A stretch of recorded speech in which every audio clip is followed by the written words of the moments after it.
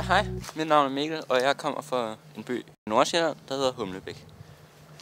Jeg er på filmholdet, fordi jeg godt kan lide film. Jeg kan godt lide at lave dem, og jeg kan også lide at se dem. Og ja, hvis jeg skal fortælle om min første filmoplevelse, så vil jeg sige, at dengang jeg var 2 år, hvor jeg lå og legede med en bog og slog mig selv i hovedet. Jeg råbte på Peter, fordi det var den mest berømte sætning i den bog. Det stod simpelthen på hver sin side. En film, hvis den skal fange mig, eller røre mig for den sags skyld, så skal det være noget, der er sket, eller noget, der sker. Fordi hvis det bare er sådan noget fantasi noget, så kan det i hvert fald ikke røre mig.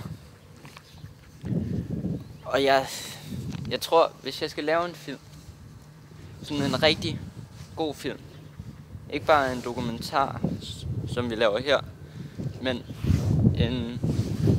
en film, som kan blive produceret over hele verden og sådan noget, så skulle det nok handle meget om en gyser eller sådan noget. De er sjove at lave, fordi der skal meget lyd ind og mange forskellige rekvisitter, og det er ikke altid de nemmeste film at lave.